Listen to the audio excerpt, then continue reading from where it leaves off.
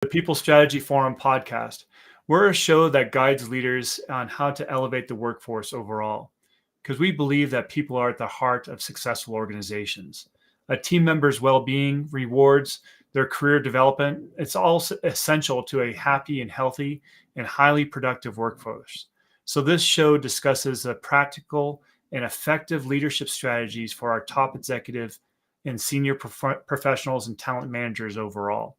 So today we have a very special guest, a longtime colleague of mine. But first, let's introduce our host that is joining with me today. We have Shar Miller, and Shar Miller, she's worked with Comp Team for a number of years, and also she's just started with a strategic Thinking Institute, and she's doing a lot of good work there. So Shar is a very seasoned compensation professional, and I definitely inspire everyone to reach out to her and connect with her on LinkedIn. Is just a wonderful resource. Thank you. Yes, and then also, of course, our key guest for today is we're thrilled to have Mike Smith. And so Mike is a senior and seasoned management consultant and founder of Back West Incorporated. So Mike and we worked back in early in our career. I think 10, 15 years ago, we were at Barclays Global Investors. And so Mike has gone out and started his own practice since then. So he's been doing that for a long time. So he's from the San Francisco Bay Area and brings 3 decades of experience in executive coaching, team building, and leadership development.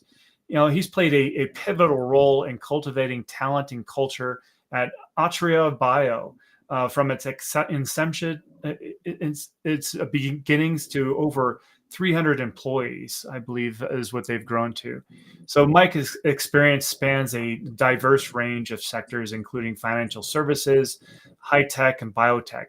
And today, he's going to unpack the essence of authentic leadership, sharing his insights on how to really have that genuine leadership feel and culture for businesses to succeed. So let's dive into this topic and learn a little bit more about Mike and what he does for his clients. So welcome, Mike. Hey, welcome, Sam. Welcome, Sharp. Good. Thank you very much for having me with you this morning. Appreciate it. It's great. I know that we should have connected many years ago, and it's been a long time since we've spoken. But I would love to just dive in a little bit here at the beginning and learn a little bit more about you. You worked in-house in some large organizations such as Barclays Global Investors, as we mentioned, and then you decided to start your own practice. What was really the heart of that decision? What made you go from being inside to becoming a consultant?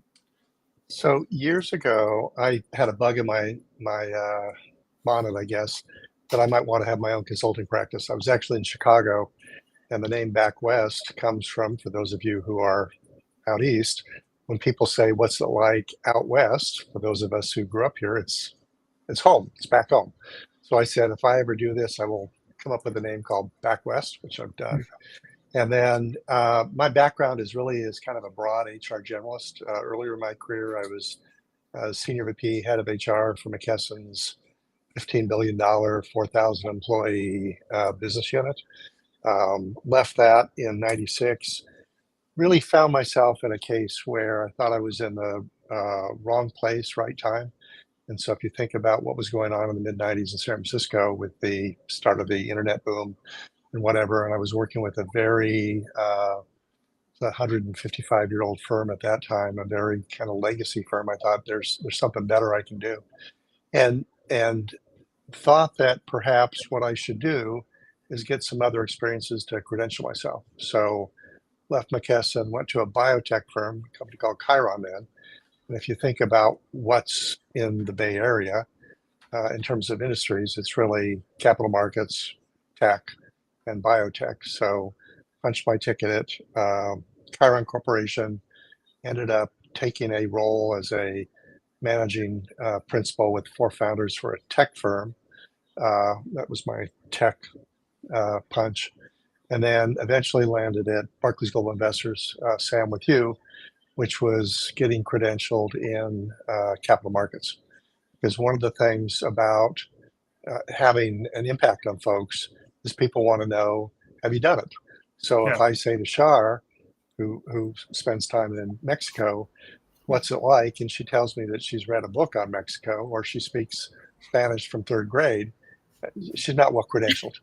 Hmm. But the fact that she spends half her year in Mexico, speaks fluent Spanish, credentials her. So for me, looking long term to eventually have my own practice, it was really a thought that I need to have in-house experience in tech, biotech, capital markets. So is there anything else in your early experience that you had in your career that really shaped the way you coach managers today and leaders? You know, I do sort of three things. I do about a third of my practice is executive coaching, typically working with CEOs and CEO direct reports in the C-suite. About a third, which is working with early stage startup teams, and about a third sort of advisory. So the the lens I bring to it is, and it's just from experience, is the things you don't have is you don't have time usually, and you don't have the ability to kind of forecast what's happened. So part of that coaching is be flexible and be nimble and quick. And not to disparage big legacy corporations, but frequently large companies are very slow and very bureaucratic. And Hmm. I don't think that I think historically that could be some competitive advantage, but today it seldom is because things move quickly. And Yeah. so the type of slow, non-critical thinking you could do maybe 20 years ago is much harder to be competitive today. I mean, I'm working with a client um, today that's they're 8 years old, and part of what we're trying to impress upon the team is you got to think and act. You don't have the luxury of not moving quickly, but not thinking as well. So. So in that transition from going from some of those large company environments into you know coaching startups and so forth, what was the main hurdles that you found during that time? I mean, I know that you're going from large to small. What were the main differences that you witnessed? I got lucky because McKesson, which is a Fortune 5 company, probably nationally, gave me great sort of institutional rigor, and that's one of the things that when I used to do executive recruiting, I'd look for. Have people done a brief amount of time in a large company that trains them well? So that's piece one. I went from McKesson to a place called Chiron, which at the time was about a 20-year-old company, acting like a teenager, Hmm. and recognized that you need some infrastructure. Chiron was a company where I still remember 1 April, the budget for the year that started in January just got published. And I thought, you need to be better at doing that if in fact you're expecting people to meet certain goals. So you need a certain amount of rigor. And then my experience after that was an early stage startup, a company that I worked with that I think I took them from about 20 to 120, and then during the bust, took them back down to 20. So you need some structure, but you need to be nimble. So it's figuring out how to do all those things. So let's dive into the topic of authentic leadership. And so first, Mike, can you tell us what does that mean for you? What does that mean for your clients? Well, I think this is a little bit like beauty and love. If you ask 100 people, you're going to get 100 different answers.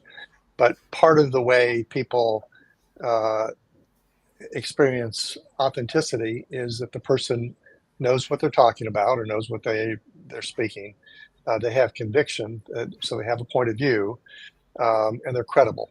And so that is really a matter of weaving those three elements together. And I think there's some foundations beyond that, so that the person knows that uh, whoever they're dealing with is what I call the real deal.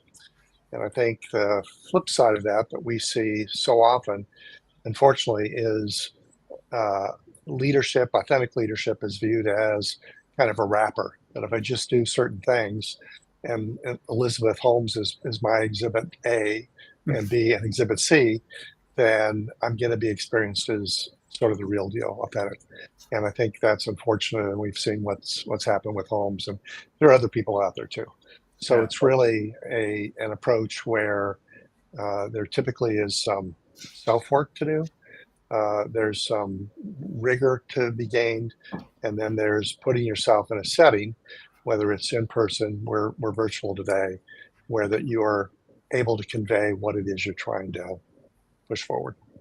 Yes, and so I've witnessed companies and leaders when in my consulting practice that have kind of taken the rip the band-aid approach off when it comes to authenticity, and I've witnessed that a few times, and it's been a bit hurtful for them as they got some feedback from people. But I would love to hear your experiences and some of the challenges that you have seen in your practice of leaders that transition to becoming more authentic. Yeah, I'm just thinking of a guy who I worked with who's a CFO of a major tech company. And, what he said is it's really, there are several elements. So when I think of people who are authentic leaders, they have some pillars that they're building their thing on. One is they probably have subject matter expertise. Hmm. So you come out of the comp world, and so I'm going to have an expectation that you actually know what you're talking about on the Right. compensation side. So that's stuff that you built over years.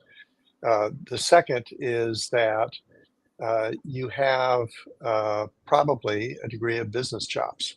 So, for example, these are just sort of common business skills: budgeting, project management, conflict resolution, a series of things that come with it.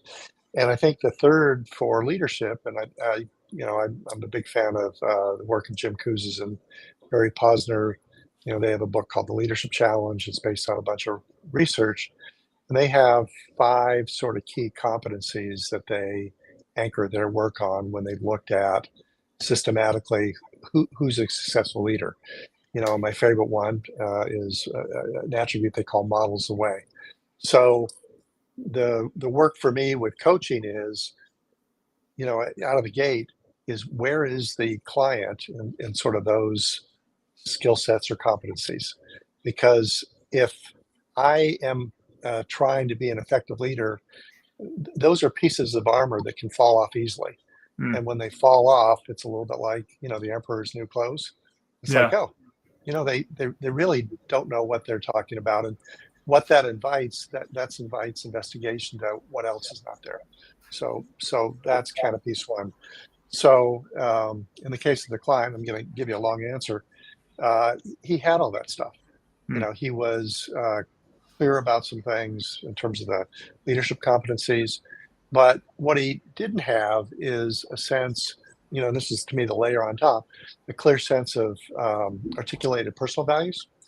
And then the other part of the work with him was, how do you show up physically and in person so that you're able to be um, seen as real? And going back to the Elizabeth Holmes example, she really started from that outside in. She started from, let me look like Steve Jobs. And if you follow the trial, she actually spoke about an octave below what she normally would. Let me Uh, sound like I'm real.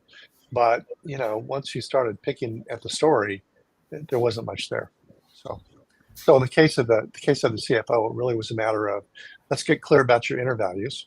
So we did some inner work, and then let's kind of reposition how you show up virtually, because CFOs do a lot of sessions just like we're doing today. They have to look okay on screen. yeah. So that's something that's really interesting, as you mentioned, that the modeling, are some people they take on the persona of what they think a good leader is, and not be their true self. I think that I experienced that early in my career a lot with women. Women were thought that they needed to be more like men, and in dress and hairstyle and everything, to be able to be successful. Sorry, I hear you laughing. Did you see Well, something? I want to add to this, but I do want to mention an interesting story. When I first started out as an HR coordinator, about to become an HR manager, my HR manager at the time whipped out an HR magazine and said, "Shar, you need to have a power do." And he flipped through the magazine. I said, "What's a power do?" He goes, "Well, your hairdo is certainly not like that." And at that point, I said, "I'm going to have long hair my entire career." But Yeah. if man, And that's a man, oh, go ahead, Mike. well, and that's a great example because I think there are different standards for genders, and I Yes, think that the standard for leaders traditionally, and you don't know this, but Sam does. I'm 6'5", is you're a tall white guy, and yeah, actually you're a tall straight white guy, and that is now that's an interesting burden to carry, but it's yes, also not accurate. And I think what happens, yes, particularly with women, and Sam's talking to I was at a uh, presenting to a group called the HR Executive Council earlier this week. Those man suits, which looked incredibly uncomfortable, were not flattering. And I don't think they were power suits. But I will say, we're talking a little bit about dress. You need to find dress that works, and you need to yep, find dress you're comfortable in. And that's going to be different for different people. But the third leg of that is it's got to be appropriate for the setting. So, for mhm, example, if a company's holding a beach function and I'm in a three-piece suit, I'm looking like a dork. Yeah. yep. Um, but I Well, know I know a guy I work with who would go to the yeah, beach and he would dress down, and it would be a button-down starch shirt and shorts. That's pretty dorky too. So there yep. there is some intent behind that, and I think Sharp, back to your experience, is what's appropriate for that situation that I'm comfortable in that conveys what I want to convey. Well, Mike, And I have to just say this, okay? I think the two of you have been following me for the last 24 hours. Because yesterday afternoon, I was meeting with a neighbor, and she was going to an executive board meeting, and she was talking about the power suit that she was required to wear. And so that was an interesting discussion. And then, meanwhile, last night, I went, this is amazing. This is why this is so timely. I went to a group called the Premier Membership Community for Ambitious Soul Led Women. And they talked about last night was bold authenticity is championed by valuing self trust and the uniqueness of every individual. And it was yes, it was women, and I'm sure we're open to any gender, yeah, of course, as you know. Um, but what was interesting, and we talked about the nervous system, and particularly when in the olden days, as you mentioned, Mike, where perhaps women or feminine energy people are in a boardroom, and oftentimes we go into what's called fight or flight, right? Fight, flight, and freeze, which is the traditional commentary. And that's very true. We either, oftentimes, people like myself would freeze a little bit. I really had something to say, but oftentimes was interrupted or that type of thing, or I felt intimidated as a talent management strategist. But one other word they came up with last night at this particular women's group, again, talking about mm-hmm. authenticity. Have you guys heard of the word fawn? No. Fawn, fight, flight, Ah, freeze, and fawn. Fawn is what we talked. This again, it was a person that deals with neuroscience intelligence. In fact, she studies neurosomatic intelligence. But fawn is when I'm a big people pleaser. So that's just a simple where have you heard of people calling themselves chameleons? Yes. mhm, Yeah, I can be in, and it's not really a strength of mine, but I can be in any audience and be a fun people pleaser chameleon and just Mm-hmm. agree with what they're saying and then go to the next person and agree with what they're saying. That's not actually authentic leadership. That is actually just going with the flow and not really speaking your authentic self and what you truly believe in.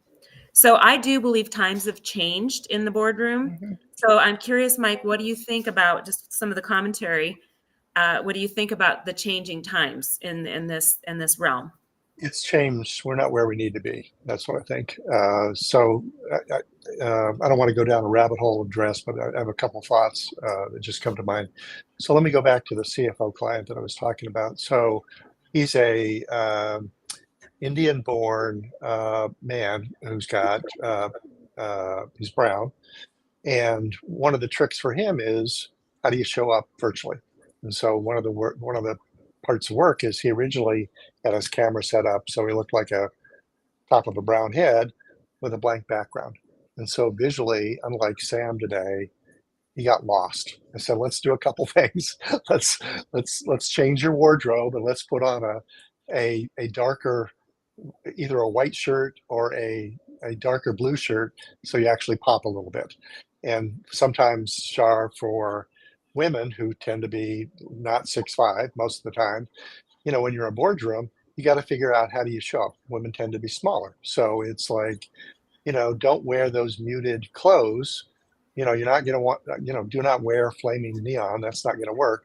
But wear some colors that you like that you actually show up. So that's kind of a little segue.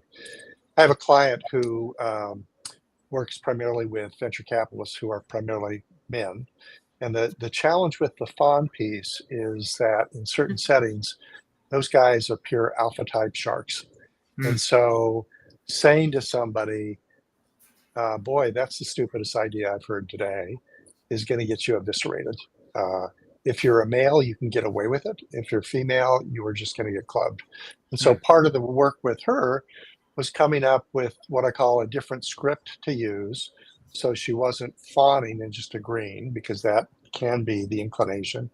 And the script was, wow, interesting idea. I'd never thought about that.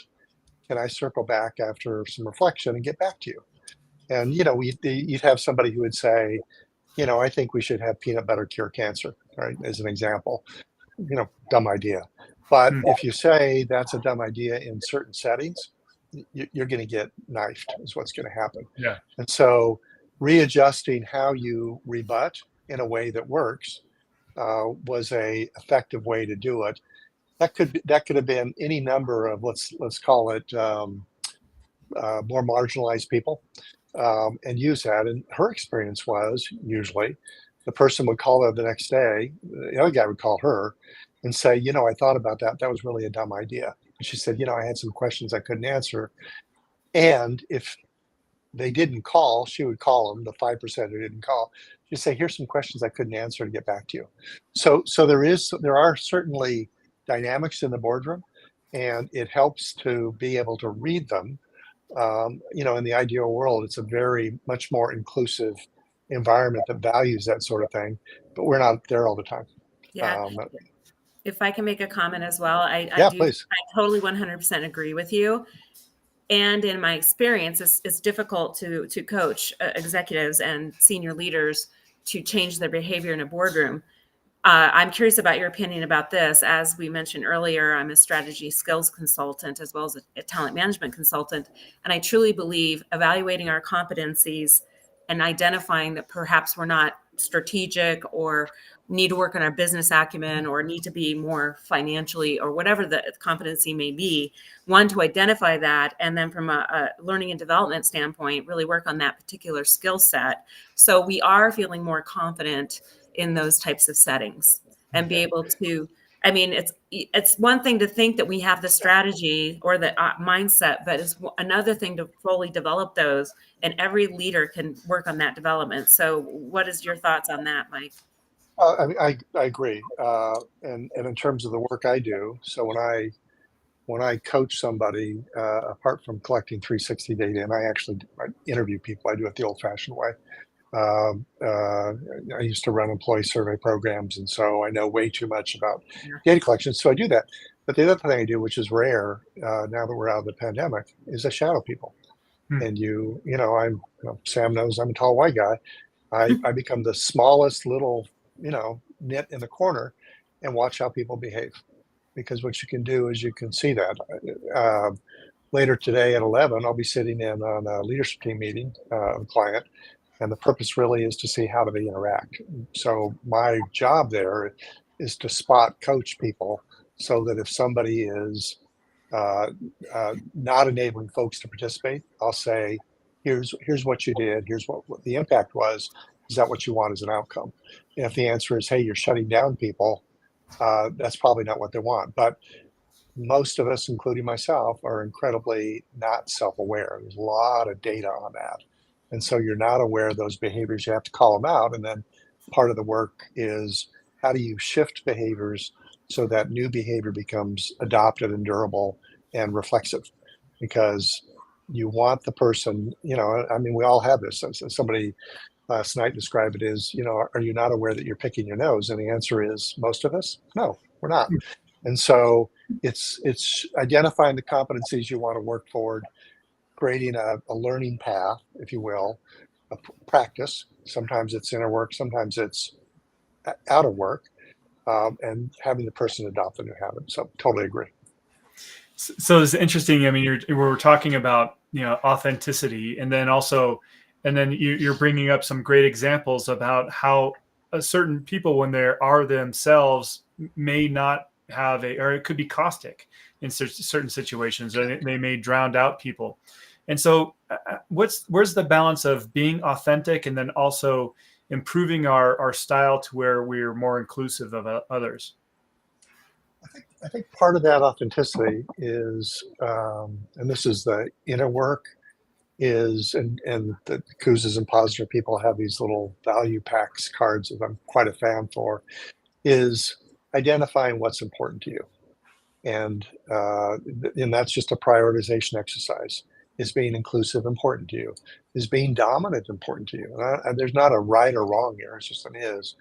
And then working with somebody to identify how do you exemplify that value that's appropriate. I've got a client I was working with yesterday where they have some company values which are very nice, but they don't have many descriptors on that value in action. And so one of their values is think like an owner. And when I think like an owner, one of the things that comes to my mind is think like a customer and take care of the customer, because that's what owners should be doing. And so one of the issues there was they got somebody on the team who, at 5 o'clock, that's the end of her day, and she's not going to take care of the customer.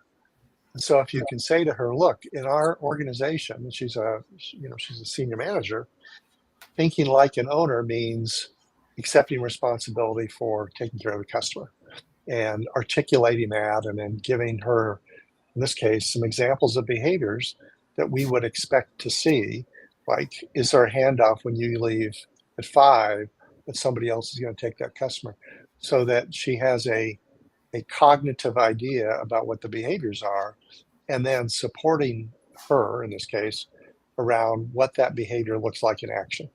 Because the challenge we have is Shar says to me, take responsibility. And that sounds really good, but trust me, her idea of take responsibility may be very different than my idea of responsibility.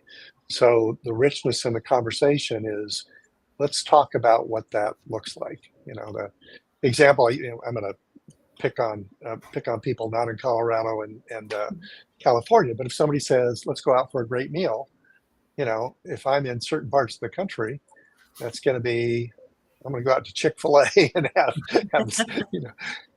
the double shake, right? Yeah. And for those of us who unfortunately have been around too many good food restaurants, that takes a different thing. So you have to put some flesh on it. You have to say, this is what the behavior is, and then let's talk about how it gets experienced. Because I will tell you, in my work, because at the end of engagement, I also go back and collect data. If somebody is shifting behaviors in a way that is comfortable and works for them, they get experienced differently. And I'm a Apple bigot, but I will tell you, if you look at how Steve Jobs impacted people, and I think Steve is probably the real deal, both the early Steve that was not a great leader, not a great manager, and the later Steve that was probably quite a great leader, his behaviors were authentic and impacted people in certain ways. So the next thing is, I know that over the past few years, vulnerability has been a big topic, with Brene Brown and so forth. How does that play into being an authentic leader?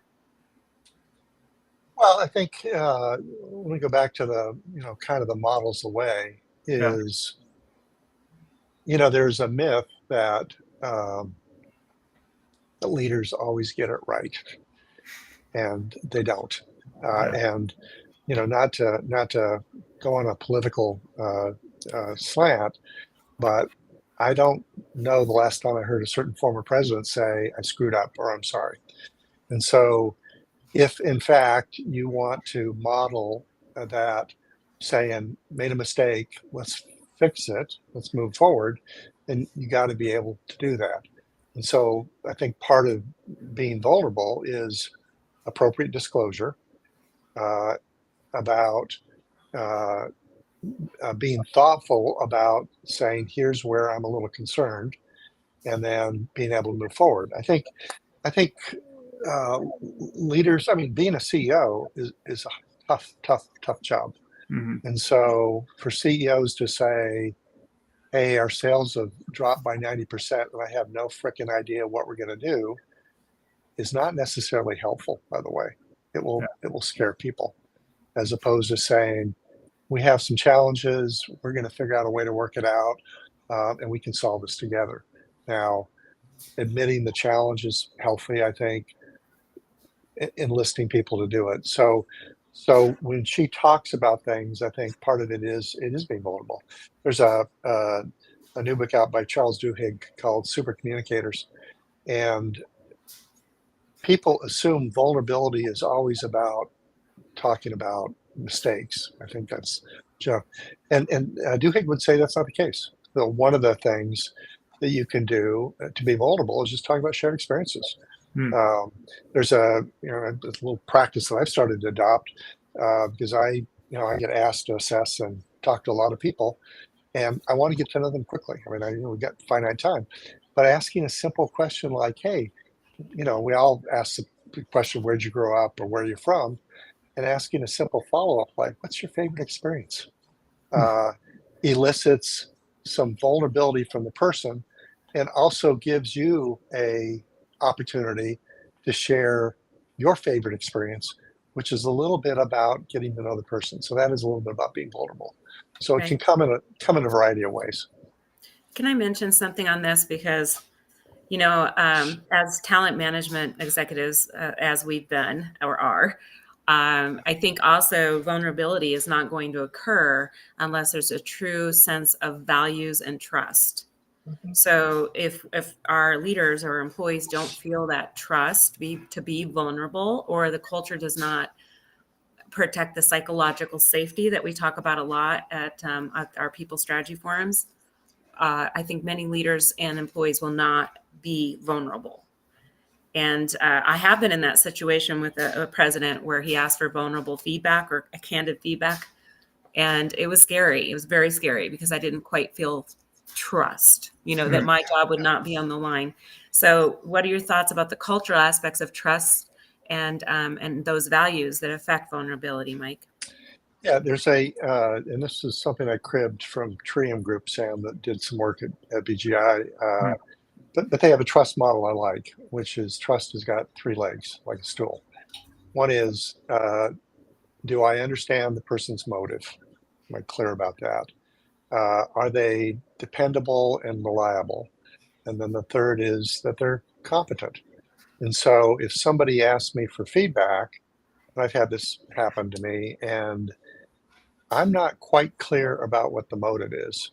Is the motive to savage me for what I'm sharing with them? Then I'm not gonna trust them. But if people have those three, I got trust. I've got a electrician showing up, tomorrow and to fix some stuff that I screwed up at home. And do I trust him because he's reliable, he's competent, and his motive is to make money, but his motive is also happens to care for his customers. So I trust him. So I think part of it is putting that filter on, because it can be really unsafe to give feedback to folks who may do harm with that feedback. Right? Yeah. I was just going to tell you a story about one of my clients that long ago, uh, um, what happened is that she was a CEO of an organization, and she got feedback early on that she was a little bit caustic. She had some issues and so forth. So she got a coach and so forth to help her through these problems. And one of the things that the coach advised, and I think that this was probably didn't go very well, but she did a 360 assessment, and she got information from all the people in the organization. It's a small company, so it wasn't too difficult. And then in that team meeting, which I was doing a compensation debrief, and so I witnessed what happened. One of the first topic is to go through the 360 with the entire company, and and she just got roasted by the feedback that she received, and during that entire company meeting, and she was very, very hurt by the feedback, and so I think that there might be probably a fine line, or we need to think about when we're thinking about authenticity and transparency and so forth. What is that balance, Mike? Uh, I'm like thinking, oh my God, what a way to share feedback. Yeah, I know. Yeah, I think part of it is I'm just building on trust because, I work deep in organizations, and it's important for my clients to know that if I'm working with you, Sam, I'm not going to be having a side conversation with Shar and say, let me tell you what's going on with Sam.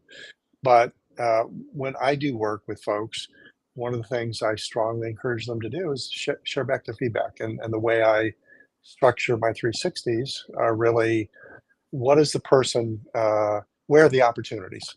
So, for example, you could be great at, I don't know, executive comp, and maybe you're good at non-exec, but you could be better. So that's an opportunity. That's not necessarily how bad are you doing. Where's the upside? Where's the opportunity?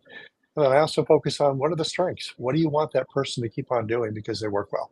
So the structure of the feedback enables somebody to say, here's some things that I'm going to work on because I've got upside opportunity. And here's some things I'm going to continue to work on because they're sustaining. And that lands differently than somebody saying, I am really, a caustic SOB. And so that's piece one. Piece two is I do think the feedback is helpful to share. You guys don't know this, but I think potatoes should be their own food group. And anytime I see a French fry, I'm there. Well, if my feedback is he's working on avoiding eating hypoglycemic foods like potatoes, the fact that what I'm working on is going to enable me to spend less time at McDonald's eating French fries because I'm out of the closet on it, right? And that is extraordinarily helpful for the person trying to make the change. If they're, and I'm not never been to a 12-step meeting, but my hunch is that's part of the dynamic that works there is here's what I'm working on. So there is an art to how do you share that feedback, and then how do you get trusted with it. And going back to Shar, to your question, I'm privileged and lucky in that I collect all this feedback, and I've been doing this a long time. Nobody's ever said, "Oh, you told Sam that he's an SOB for me," and it's like no. So because it's theme feedback, but the themes are what's important anyway. So does that help you? It's how do you share the feedback? Because the reality is for that CEO, everybody knows it already. Yeah. There's no secrets. People like to think that, oh, they don't know that, it's like, listen, after you spend a little bit of time with somebody, you know exactly what's going on. So. Well, on the same topic of transparency and authenticity, there's some situations where, during economic hard times, companies maybe fall into a situation where they may have to do a reduction in force and lose some people. Or there may be some concerns around their financial performance, and some leaders struggle. How far should they go and being transparent about certain events? Now, I know there's a legal side of this, and of course, I'm not talking about that. But where's the fine line of where they can disclose as much as they can without scaring people, and having a constructive dialogue? We talked a little bit about this before. It's being thoughtful about what you message. something we didn't talk about before is being consistent with your messages. Hmm. You know, I had a client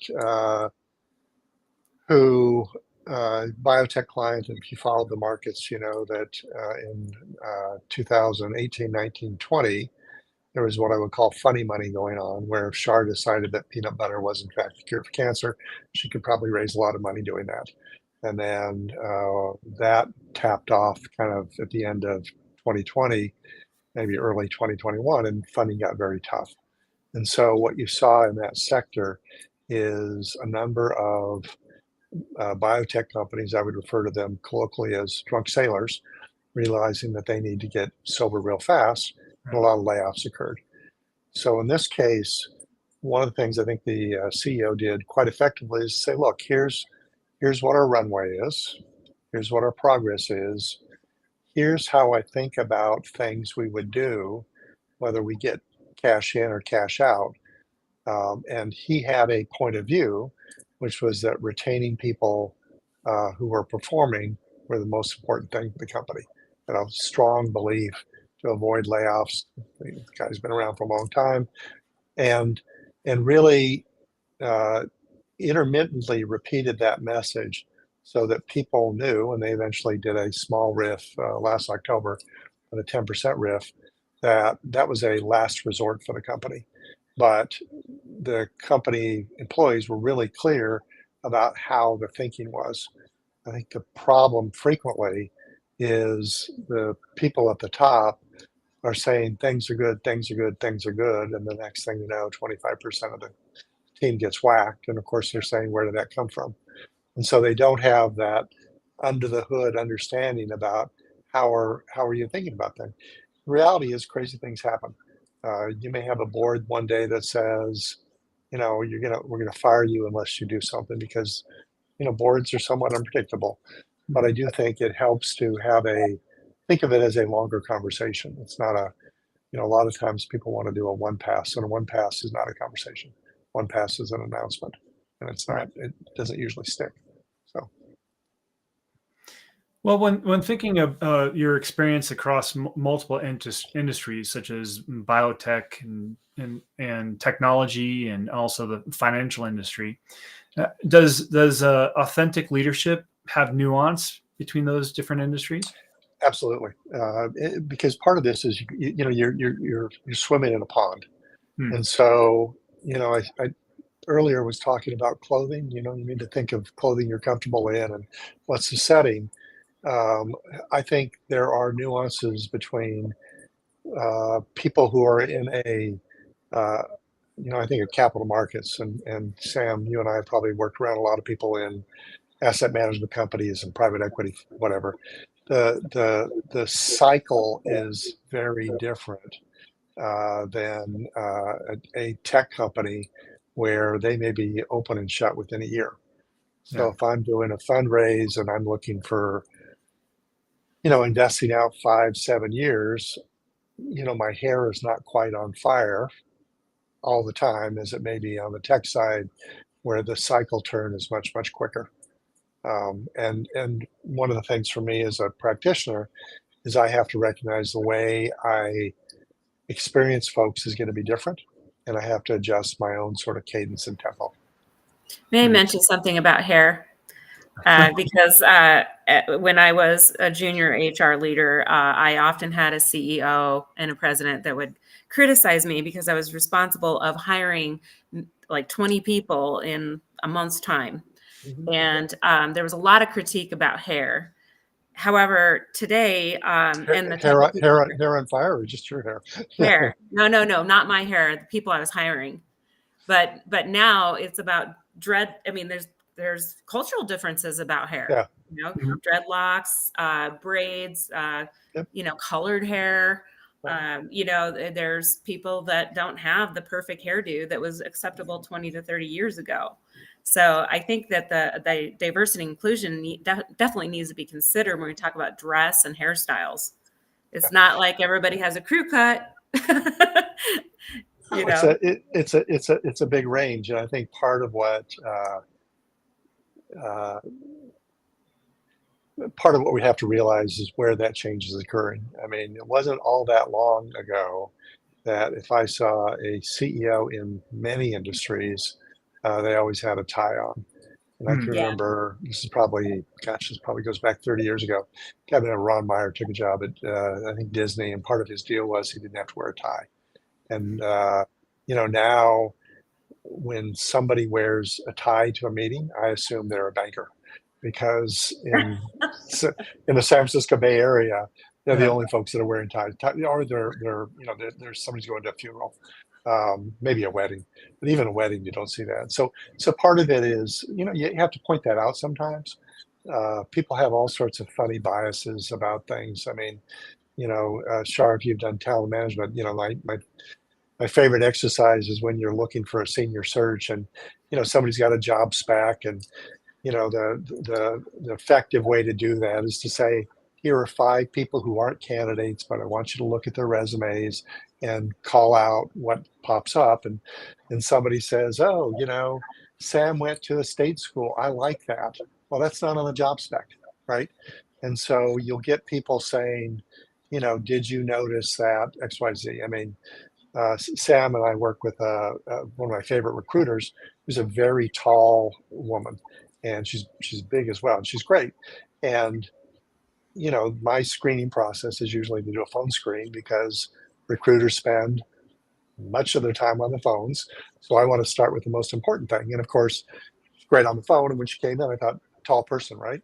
And some people would be intimidated at that. But the reality is, she's great at what she does. It's not an issue. So you have to push back on that. One quick thing I'll say: us short people, because my partner is 6'6", but us short people are like a cup of coffee. We're short, but we're like a cappuccino or like an espresso. A lot of power being short. But if you have a tall cup of coffee, it's the same amount of coffee. It's just in a taller cup. There's a Gary Larson cartoon with a dog and a computer, and it says, on the internet, nobody knows you're a dog. I will tell you on Zoom, nobody knows what your height is. So exactly. We all look the same height, but I'm much shorter than you two. You do.